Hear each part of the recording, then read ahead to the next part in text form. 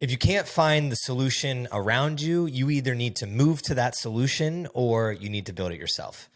My name is CJ Finley. Welcome back to the Thrive in Life podcast. And today I'm going to be talking about how we have problems in our life that we experience.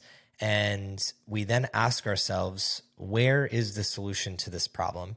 And in some circumstances, that solution isn't going to be anywhere to be found around you. And you're going to either have to make the hard choice of moving somewhere else, meaning geographically moving somewhere else or digitally moving somewhere else, or creating the solution yourself. I've done this multiple times in my life. If I think back to where I grew up in New Jersey, a little small town in New Jersey, I was a dreamer and I always wanted to travel and get out of that environment. By dreamer back then, what it really meant was I wanted to be a professional athlete and a couple other things that I wanted to experience in life. I think it was really just because I loved sports and loved watching ESPN every day. So I set my sights on what was right in front of me. But when I think back, it really was just an escape. There's a lot of good things of where I grew up, but for the type of personality I have where I'm extremely curious and I like doing new things every day, being in the same place and doing the same things over and over again wasn't really great for my personality. And I know that now. The negative ways that showed up in life back then was anxiety and depression, which then led to heavy alcohol use and really just being a dopamine junkie of trying to find new things to do all the time. And that's not something I want other young people to do, or no matter how old you are listening to this podcast. I think if you are told you are the solution yourself and you can build it or you can move to it and grow it yourself, then you might end up doing that if you know that that's an option. I didn't realize that that was an option until later on.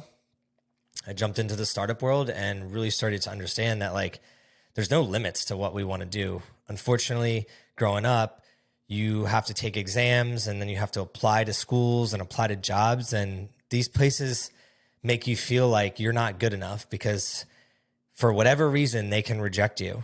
And the reasoning and the rules of their rejection is made up. They made that up. It really has nothing to do with you.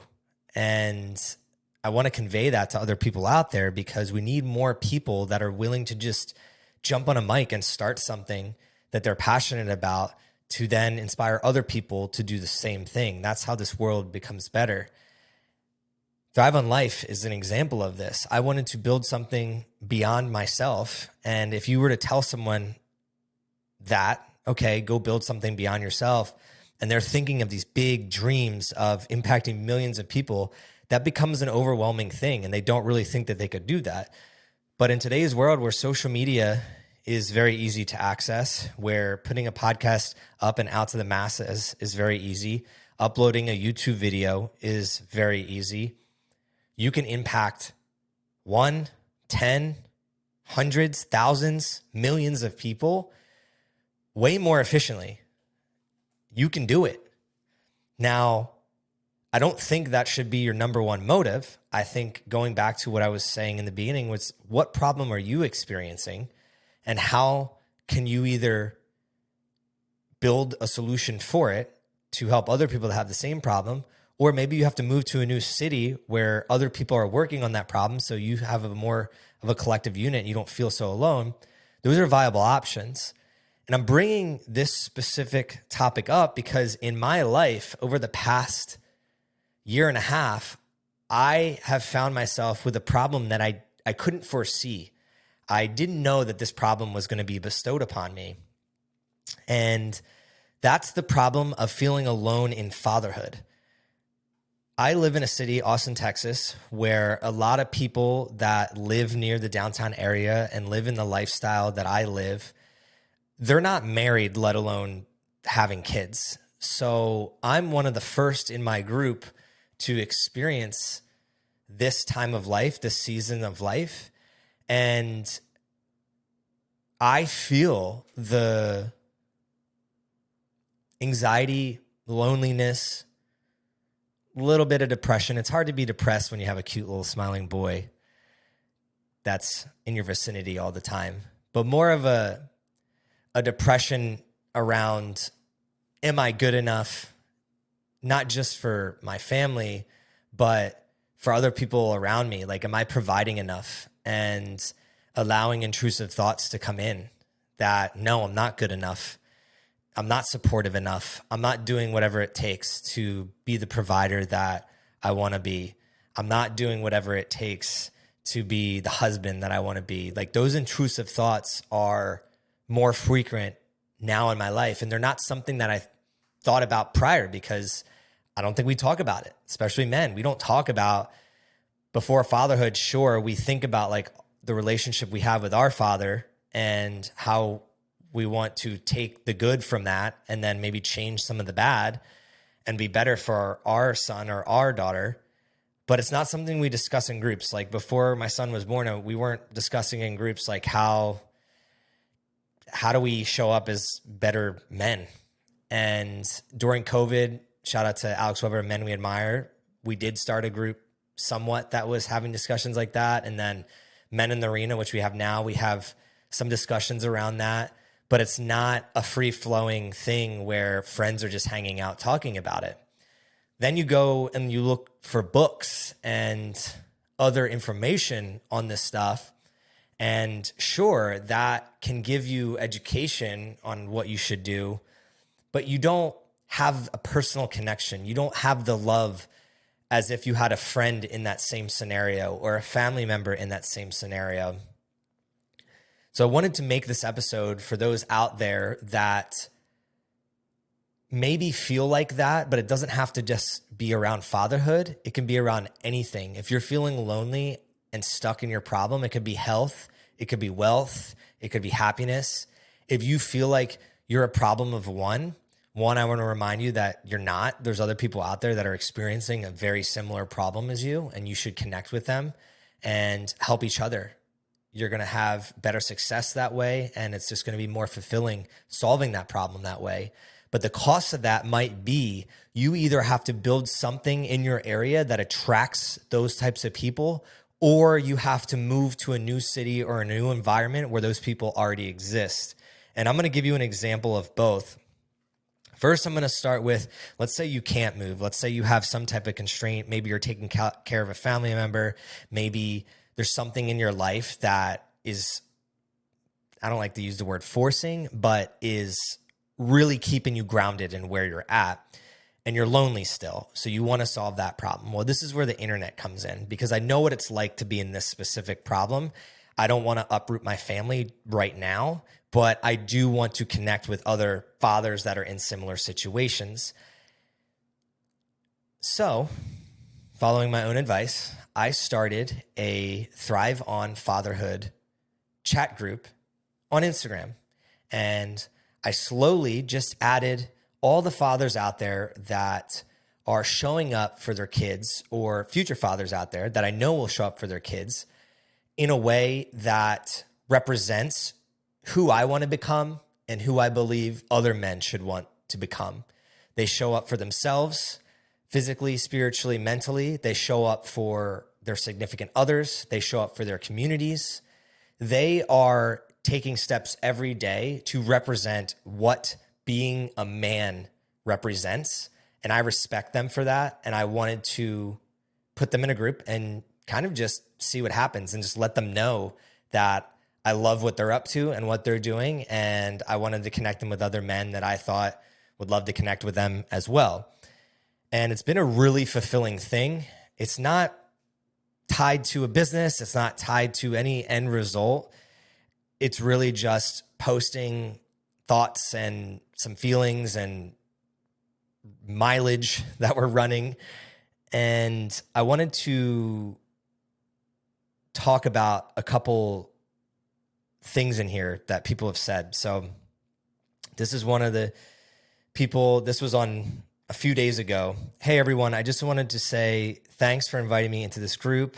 And the reminder you have given me for pushing myself, no matter how small that push might be. I picked my weighted vest back up 2 days ago and have done 3 walks with my family, each just under 2 miles. I know it's small, but it's a start. The ripple you talk about is definitely a wave and is even moving me to make changes up here in New Jersey. I figured I could let you all know you've made an impact on someone you've never met and remind you there are many more people like me out there that you've helped change but will never know about. Keep doing great things, gents. That message gives me chills. When I started the group, I had no idea that there would be messages posted like that. And I say that because someone right now is going to listen to this and doubt themselves of starting something and the purpose of starting that thing. You can't even see what's going to happen. You can't even see the amount of serendipity that you're going to walk into just by sticking your own neck out and saying like, hey, I'm experiencing this problem and I want to connect with other people, because that's exactly what I did. August 1st, I created this group along with my 5 miles a day. And in the first messages, I just said, hey, this is something I'm struggling with, guys. Like, I feel alone and I have these goals and these things that I want to do. And I know that I can't do them alone, but I don't know what else to do besides put us in a group chat and just see where it goes. And I think about these guys every single day now, and it keeps me motivated. It keeps me accountable, and it's solving my problem. And I didn't even have to leave my vicinity. I solved the problem just by simply asking myself, what is it that I need in my life? And can I build that thing? And I knew I could build it. So here we are. I'm excited to see where this goes. But before we get more into that, I'm going to say one more. I ran a 5K this morning. I'm tired, but I promised I'd lift with my boys today for PE. They didn't want to. I didn't want to. All the normal excuses, plus 12 and 14, the friction behind kids of that age. If you know, you know. But we get it done. We got it done. They enjoyed it. They thanked me, and I was glad they did it. I was glad I did it. We are starting to build the routine. All this to say that it's almost never easy, but always worth it. Laying bricks just for me, not just for me, but for them too. I try to keep that in mind when friction starts to build. No time for pain. These are the types of messages that are being said and reminding us of who we are as men and how we should be showing up. And it all started because I had a problem and asked myself, what would be the solution to it instead of running from it? In the past, I would have run from this problem. I would have let it fester. It would have turned into drinking alcohol, smoking weed, not being the type of person that I want to be, lashing out at other people, focusing less on what I can control and going down rabbit holes of what I can't control. Maybe you have experienced this in your life, and maybe you're experiencing it right now. I want to be the voice of reason for you to make a decision that's in the positive direction, for you to stack a brick in the positive direction of changing the path that you're on, knowing that you are the solution to your problems. Where this group is going is something that I've been thinking about a lot. It's how do I scale the solution above and beyond myself? Because if it's just me posting in there every day, that's great, but it would be more beneficial if other guys started communicating. So I'm really thinking, how do I inspire and incentivize other men to share what they're going through, problems they're going through, and then how do other men in the group reach out and let those people know that they're there to help? So it becomes something that essentially is alive without me having to breathe air into it, as you would say. This is something that anybody that starts their own solution is going to have to think through as well, is how do you scale it beyond yourself so that you're not constantly having to be the one to provide oxygen to that thing. That's something you could do digitally if you're going to provide that solution. Now, I'm going to give you an example of how I even ended up here in Austin, Texas in the first place. And that's because the solution of becoming an entrepreneur, especially in the creative space, isn't one that when I moved here was relevant all across the United States.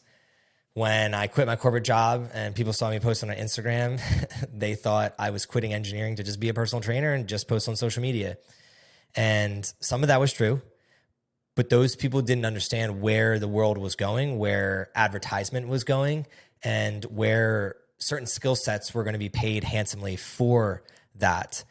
Because I was already binging people that were in this space and listening to what they were saying, I knew that there was this huge wave to be paid to podcast, paid to speak, paid to do brand advertisements for companies, and really valued for it rather than, I don't think it was as valued in the past. It's still a conflict with me a little bit where brands don't necessarily value creators, but it's way better than it was in the past, especially for creators that actually demand their worth. There's a lot of ways that you can collaborate with brands and have a mutually beneficial relationship. That was something that I saw back in 2016, 2017, and not a lot of other people understood it. So I had to move to it. In Austin, there was a lot of people congregating here, both in entrepreneurship and creative entrepreneurship, that were building their lives around this specific space. And I wanted to be around them. So we set it up so that my wife got her MBA at UT Austin. And then I basically became a solopreneur here in Austin, Texas. We purposely moved here to advance our life in the way that we wanted to advance it based on the problems that we had. The problem that I had was living in Houston and Nashville in the Northeast prior to that wasn't really conducive to where I wanted to go with my career. And for her, it just so happened that UT has a great business school, and we aligned on coming to Austin. We love it here, and it worked out well. So those are two examples of how, if you have a problem, you either need to build it or you need to move to it. And if you'll notice in both of those stories, it's really about being around other people that believe in the same things that you believe in and are working through the same things that you're working through. That's how we get better. You won't get better if you just stay in your house and complain and just shut yourself off to the world. And I think a lot of people live in this unfortunate circumstance where they have these issues. They know that they have these issues that they're suffering from, but instead of actually taking action and doing something about it, they're just going to sit in their house and scroll and do whatever's comfortable. And at the end of the day, that's human nature. So you're going to have to break your human nature and get uncomfortable in the beginning to either build the solution or move to the solution. But in the long run, it's going to be more beneficial, and you're actually going to be more comfortable over the long run because you went through that uncomfortable scenario and you've built the solution for yourself. If anyone out there is looking to do these two things and has specific questions or concerns around building solutions or moving to solutions, building communities or moving to communities, and how you can do it with less friction and in a positive way, please feel free to reach out. I'd love to help. This is CJ Finley with the Thrive on Life podcast. Thrive on, y'all.